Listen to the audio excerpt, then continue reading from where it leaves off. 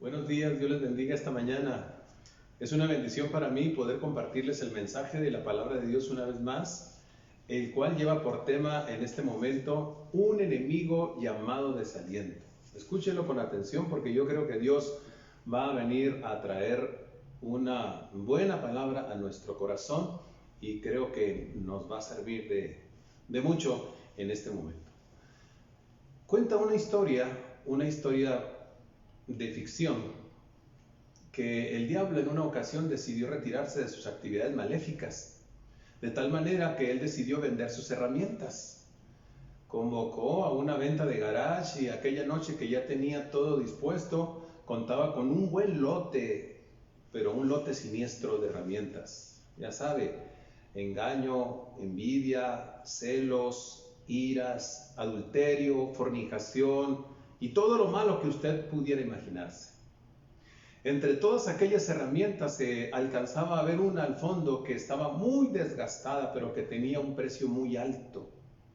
Una de las personas que estaban ahí se animó a preguntarle y le dijo: ¿por qué aquella herramienta está tan desgastada y vale tanto? Pero antes de que me digas por qué vale tanto, dime qué clase de herramienta es. Y la respuesta del enemigo de nuestras almas fue: se llama desaliento. De manera que aquel que empezó a cuestionar siguió preguntando y dijo: bueno, ahora dime por qué vale tanto si está tan desgastada. A lo que el enemigo respondió: porque esta arma yo la utilizo mucho. La utilizo para afectar la mente de las personas, y entonces una vez que afecto su mente puedo hacer con ellas lo que me dé la gana, lo que yo quiera hacer con ellas, lo que se me antoje. Está desgastada porque yo la utilizo muchísimo, fue el argumento del enemigo contra los seres de este mundo. Una vez que se hubo dado la explicación, a pesar de esa explicación y a pesar de la fama que le dio Satanás a aquella herramienta, de lo útil que era según su perspectiva, nadie la pudo comprar porque tenía un precio sumamente elevado. Por eso la historia ficticia aquella dice que Satanás siguió utilizando aquella arma, o ha seguido utilizando aquella arma. Entonces, a pesar de que se le dio tanta promoción, nadie la pudo comprar porque el costo del desaliento es muy alto. Y yo creo que hay que repetir esa frase porque literalmente el costo del desaliento es muy alto. Usted ya se fijó que el tema principal de esta historieta es el desaliento. Hay un pasaje en la Biblia, en Primero de Reyes, capítulo 19, versículos 1 al 8, que también toca este tema. Y yo voy a basarme ahí para compartirle en este momento algunas enseñanzas que tienen que ver precisamente con el desaliento. La primera enseñanza que encontramos en ese pasaje es que el desaliento es experimentado incluso por los más grandes siervos de Dios. Es decir, que no es cosa de ciertas personas, sino de todos. Incluso llegan a padecerlo, como digo, grandes hombres de Dios.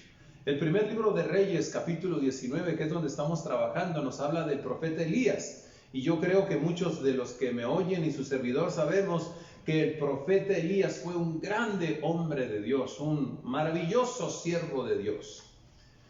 Y vamos a ver cómo lo tocó a él el desaliento.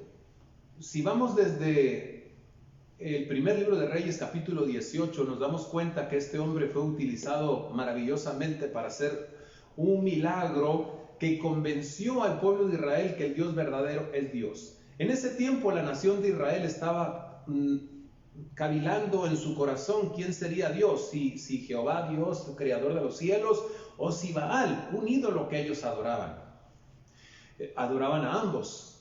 Entonces la Biblia nos dice que Elías se propuso demostrarle a este pueblo quién era el Dios verdadero para que se abocara a glorificar su nombre. Así que él retó a 450 profetas del Dios Baal para que elevaran una oración cada quien a su Dios, de tal manera que respondiera con fuego al clamor de ellos. Propuso que se levantara un altar, pusieran un cordero sobre el altar, y entonces cada quien hablara a su Dios, y el Dios que respondiera con fuego y quemara el altar, ese sería Dios. La Biblia nos enseña que el profeta le dio oportunidad primero a los de Baal, a los profetas de Baal, y así que ellos empezaron sus rituales desde muy temprano en la mañana, danzas y una serie de cuestiones que tenía que ver con su culto, clamándole a Baal para que hiciera descender fuego sobre su altar, pero eso nunca pasó. Cuando le tocó el turno a Elías, él levantó pacientemente el altar con 12 piedras, puso leña, puso la víctima, derramó agua para que aquellos que estaban alrededor miraran lo que Dios iba a hacer. Y cuando hubo preparado el altar, él levantó las manos y dijo: Dios de Abraham, Dios de Isaac, Dios de Jacob, respóndeme para que este pueblo sepa que tú eres Dios. En cuanto él terminó la oración, la Biblia nos dice que bajó fuego de la presencia de Dios, un poderoso fuego que consumió la víctima, la leña, las piedras y lamió el agua que había derramado Elías. Una manifestación poderosísima del poder de Dios. De tal manera que los israelitas cayeron de rodillas y empezaron a clamar: Jehová es Dios, Jehová es Dios. Una maravillosa victoria que Dios le dio a Elías en esa ocasión. Después de ese formidable milagro, es cuando el libro de Reyes, en el capítulo 19, nos dice que Jezabel, la esposa del rey Acab, el rey de Israel, mandó amenazar a Elías y le dijo: por cuanto tú le has quitado la vida, porque esto no lo dije, la Biblia dice que después de aquel formidable milagro, Elías mató a espada a todos los falsos profetas. Por eso se enojó Jezabel y le mandó decir: así como tú mataste a mis profetas a espada, yo te voy a matar a ti también. Le mandó un mensajero que le diera este recado, y entonces la Biblia dice que Elías como que fue impactado, se atemorizó y entonces huyó al desierto a esconderse y cayó en un profundo desaliento, de tal manera que él le pidió a Dios que le quitara la vida. Es impresionante lo que ocurre aquí. Lo que yo le quiero mostrar es precisamente esta enseñanza, que incluso los siervos más grandes de Dios han experimentado o experimentan el desaliento. Si el desaliento tocó a la puerta de Elías, es lo que debemos mirar ahora, entonces también va a tocar a la puerta nuestra. Hay muchos motivos por el que el desaliento se va a presentar, muchos, infinidad. Yo le puedo decir algunas causas o motivos. Por ejemplo, amenazas, mentiras, abandono, traición, escasez, conflictos conyugales, no congregarse, hablando de los cristianos. ¿Y cuántas cosas pueden en un momento dado traer desaliento? El hecho de que te hablen mal, el hecho de que haya un proyecto que era ambicioso, con el que estabas emocionado, pero que fue truncado. Hay muchas razones o muchos motivos por los que el desaliento puede venir a presentarse a la puerta. Pero si este se presenta, si el desánimo se presenta, por favor, no lo deje entrar. Ciérrele la puerta. El desaliento es un enemigo. El desaliento es destructor. Eso nos lo enseña Primero de Reyes, capítulo 19. Y aún otra enseñanza que ese capítulo trae consigo es que el desaliento, aparte de que es capaz de tocar en la puerta a cualquiera, debilita y paraliza. En la Biblia, en ese capítulo 19 que estamos tratando, se nos presenta una comparación con un marcado contraste entre la actuación de Elías allá en el Monte Carmelo, que es donde enfrentó a los profetas de Baal y donde hizo descender fuego del cielo, y su actuación en el desierto, debajo de un árbol llamado enebro, a donde fue a dar después de las amenazas de Jezabel. Hay un contraste en esa comparación, en esas dos actuaciones de Elías. Allá en el monte se portó como un león, fuerte, temerario, arrollador, impetuoso, con una tremenda convicción. Usted puede leer Primero de Reyes 18 y va a ver que así es. Pero luego, cuando está allá en el desierto debajo del enebro, está destruido, prácticamente inutilizado, está triste, está desanimado, de tal manera que le está rogando a Dios que le quite la vida y luego se echa a dormir porque no tiene fuerzas. Está debilitado y definitivamente no tiene deseos de seguir adelante. Eso es lo que ocasiona el desaliento. Algo similar le sucedió al grande evangelista del siglo XIX llamado D.L. Moody. En ese siglo hubo muchos evangelistas, pero este sobresale porque Dios lo utilizó poderosamente para la salvación de las almas. Sin embargo, hubo un periodo en su ministerio seco donde él predicaba y la gente no se convertía. Y entonces en ese tiempo él entró en un periodo de desánimo. Mismo Moody habla sobre su desaliento y le voy a decir lo que él cuenta. Él dice lo siguiente: yo años atrás, hablando de un tiempo atrás, en ese momento en que él testifica, años atrás estuve muy desalentado, de tal manera que estuve a punto de tirar la toalla. Permítame expresarlo en ese lenguaje coloquial que nosotros entendemos. Lo que él estaba queriendo decir es que estuvo a punto de dejar el ministerio. Estuve por semanas, dice, deprimido. En esa condición llegó un amigo mío que tenía una clase bíblica muy numerosa a platicar. Llegó a visitarme un lunes por la tarde. Nosotros platicamos de diversas cosas, dice Moody, y llegó un momento en que en esa plática él me dijo: ¿alguna vez has predicado sobre la historia de Noé? No, nunca he predicado, le dije yo. Cuando mi amigo se fue, testifica Moody, entonces corrí a la Biblia y empecé a leer la historia de Noé porque me quedé inquieto por aquella pregunta que me hizo mi amigo. Cuando empiezo a leer la historia de este hombre me doy cuenta que él predicó por 120 años y no tuvo ni un solo convertido. Eso me animó y pensé que yo no tenía por qué estar más desanimado. Fíjese cómo providencialmente a través de la visita de aquel amigo Dios lo ayudó a D.L. Moody a salir de aquel bache donde estaba sumido en el desaliento, incluso a punto de dejar el ministerio. ¿Nota usted cómo incluso en hombres como él el desaliento paraliza? Igual que pasó con Elías. Este hombre estuvo a punto de dejar su ministerio porque eso es lo que hace el desaliento: desconecta, paraliza, debilita. Cuidado con el desaliento, porque esto es lo que hace. Cuando el desánimo hace presa del corazón de la gente, suceden muchas cosas negativas. Por ejemplo, cuando un maestro de escuela bíblica se desanima, es muy probable que deje su puesto ahí donde está ministrando para la gloria de Dios. O cualquier líder de la iglesia, si le da cabida al desaliento en su alma, pronto va a deponer aquel servicio que está ejecutando para la gloria de Dios y se va a replegar. Es más, si un pastor se deja aprisionar por el desaliento, puede fácilmente decidir dejar el ministerio. O más grave, un creyente que está caminando por esta senda de vida que lleva a la vida eterna, si se hace presa del desaliento, puede decidir dejar el camino. Pueden ocurrir también otras cosas. Por ejemplo, un hombre o una mujer pueden estar tan desalentados que ya no quieren luchar por su vida conyugal o por su vida matrimonial. O una persona, un hombre o una mujer, puede llegar a sentirse tan abatido que ya no quiere luchar por su trabajo o por su escuela. Es decir, ha decidido abandonar una cosa o la otra.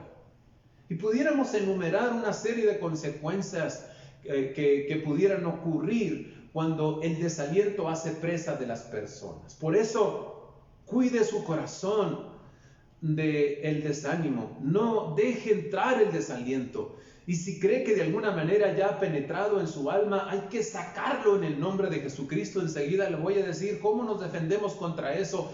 Pero yo lo que quiero es que tome conciencia de que no podemos permitirnos abrirle el alma a que el abatimiento nos domine, nos gobierne, porque definitivamente nos va a destruir. Recuerde, el desaliento es un enemigo y ese enemigo destruye. Hay que tenerlo presente. Son enseñanzas que creo muy significativas a la luz de Primero de Reyes, capítulo 19. Por favor, dispóngase a escuchar una tercera enseñanza que está ahí en este pasaje, y es esta. El desaliento afortunadamente se contrarresta con el aliento divino. Qué grandioso es saber que hay un antídoto, que podemos defendernos. Claro que como seres humanos también tenemos recursos hasta cierta medida para defendernos desde la perspectiva meramente humana, pero la verdad es que el mayor recurso es el Dios que está en los cielos, su presencia, su gloria, su espíritu es el mayor recurso para esto. La Biblia nos dice que mientras Elías estaba en ese tremendo abatimiento, sucedió algo sorprendente. Un ángel del Señor apareció por 2 ocasiones, le llevó una torta y una vasija de agua y le dio una orden específica: levántate, come, porque largo camino te resta. En otras palabras, le estaba diciendo: no puedes quedarte ahí tirado, abandonado, tienes que levantarte porque Dios todavía tiene propósito contigo y todavía tienes muchas cosas que hacer en esta vida. Así que Dios le da una palabra de aliento y Dios le da recursos también, en este caso la torta y el agua para fortalecer a Elías. La Biblia nos dice que él comió, él bebió y recibió fortaleza para caminar. Escuche, 40 días y 40 noches por el desierto hasta llegar al monte de Dios, el monte Horeb, donde todavía allá Dios le dio una revelación que lo alentó todavía más a este hombre. Elías creía que él era el único profeta de Jehová que sobrevivía. Era el único que quedaba según él, pero Dios en aquella visión le dijo que tenía reservado todavía 7,000 hombres que no habían doblado su rodilla delante del Dios falso Baal y que eran fieles a él. Y le dio otras palabras que lo alentaron, lo fortalecieron, y entonces la historia en el caso de Elías cambió. Porque Dios es la fuente del aliento. Este retazo de la vida de Elías nos dice que Él tiene los recursos que necesitamos para que nuestro espíritu sea levantado cuando es menester que sea levantado. Esta verdad se la recordó la esposa de Lutero a él, a su esposo, cuando lo vio en una ocasión extremadamente desalentado. ¿Usted creía que Martín Lutero, el padre de la Reforma, nunca se desalentó? Si usted pensaba eso, se equivocó. Acabamos de decir en la primera parte de este mensaje que el desaliento toca a la puerta incluso de los más grandes hombres de Dios. Martín Lutero es el padre de la Reforma protestante. Dios lo utilizó maravillosamente para traer un cambio dentro de la iglesia, pero hubo un momento en que él estaba desolado. Y entonces Dios usó a su esposa para ayudarlo en esos recursos maravillosos que él tiene. Martín Lutero mismo cuenta de esa ocasión y él dice que él estaba angustiado, dice él, con mucha pena, queriéndose referir a que estaba sumido en el abatimiento, dice, por mis propios pecados, por la maldad del mundo y por los peligros que rodeaban a la iglesia. En el tiempo de la Reforma protestante, Martín Lutero tuvo mucha oposición. Y dice, yo estaba abatido por esa causa cuando de pronto mi esposa me sorprendió porque se puso delante de mí vestida de luto. Es decir, la señora se presentó delante de él toda de negro, con un atuendo típico de los funerales según la costumbre de aquel tiempo. Y dice Martín Lutero, cuando yo la vi me sorprendí y le dije, ¿quién murió? Y entonces su esposa respondió, Dios se murió. ¿No sabes que eso pasó? Dios en el cielo murió. Y entonces Martín Lutero, consternado, le dijo, pero mujer, ¿cómo es que él murió? Dios no puede morir, Dios es inmortal. ¿De veras eso es así?, le dijo la esposa. Indudablemente, replicó emocionado Martín Lutero, tan cierto como que hay un Dios en los cielos, es que él nunca morirá. ¿Cómo puedes tú dudarlo?, le dijo Martín a su esposa. Y entonces su esposa se acomodó, se aplomó y lo confrontó y le dijo, entonces, ¿por qué estás tan desalentado y abatido?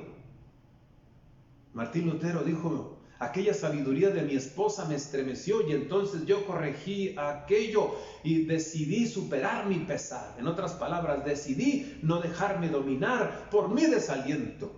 Aquella expresión de que Dios estaba vivo y no muerto lo ayudó a recordar de que no tenía por qué estar hundido en el abatimiento. Yo le digo a usted, si Dios estuviera muerto, tendríamos toda la razón para estar hundidos en el abatimiento, pero lo cierto es que Dios está vivo y Él es la fuente de nuestro aliento. Él es el que puede levantar nuestro espíritu de esa fuente podemos y debemos beber. Alguien preguntará, ¿cómo se bebe de esa fuente? ¿Cuál es el cristiano que no lo sabe? Leyendo las Sagradas Escrituras y orando constantemente, así se bebe de la fuente, que viene a traer un levantamiento de espíritu, que viene a producir un soplo del espíritu a su espíritu para que se levante en medio del abatimiento. El Salmo 3, versículos 3 y 4, dijo así el salmista inspirado por el Espíritu Santo: mas tú, Jehová, eres escudo alrededor de mí, gloria mía y el que levanta mi cabeza. Me gusta esa expresión, hay que repetirla. Gloria mía y el que levanta mi cabeza. Me da por pensar que cuando alguien está abatido, triste, desalentado, tiende a bajar su cabeza. ¿No es cierto? Entonces, cuando el salmista dice, Él es mi gloria y el que levanta mi cabeza, lo que está diciendo, Él es el que levanta mi espíritu, Él es el que me alienta. Con mi voz clamaré a Jehová, clamé a Jehová, dice el salmista en presente, y Él me respondió desde su santo monte. Lo que él está diciendo es que él clamó a Dios en medio del quebranto, en medio del desaliento, en medio de su tristeza y su abatimiento. Y entonces Dios de su santo monte respondió, y Él es el que levantó su cabeza. Él es el que le dio aquella fuerza de espíritu, aquel aliento que necesitaba. Amén, le decimos a lo que dice el salmista en el Salmo 3. Hay que abrazarnos de esa palabra maravillosa para que el desaliento no haga presa nunca de nuestro corazón. Échelo fuera. Amén. Que así sea. Esta mañana he compartido con usted 3 enseñanzas relacionadas con el desaliento, basados en Primero de Reyes, capítulo 19, versículo 1 al 8. Las enseñanzas para recordarlas son: número 1, el desaliento viene a ser experimentado incluso por los grandes hombres de Dios. Nadie está exento, a todos les toca la puerta. Segunda enseñanza, el desaliento paraliza, inhabilita, inutiliza.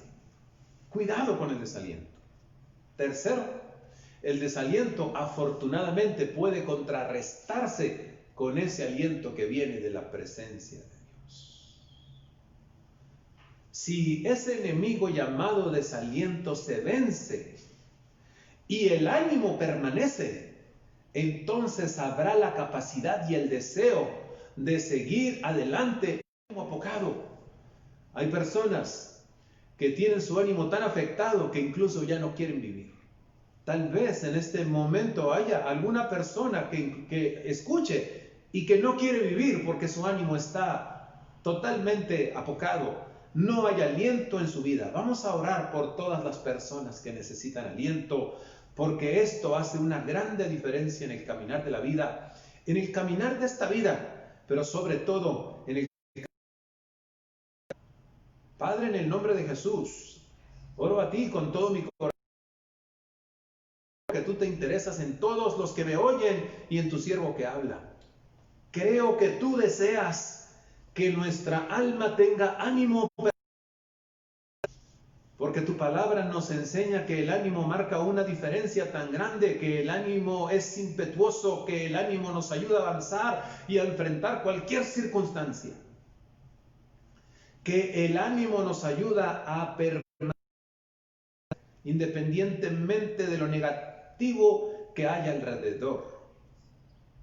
Todos los que me oyen necesitan ser administrados con ánimo.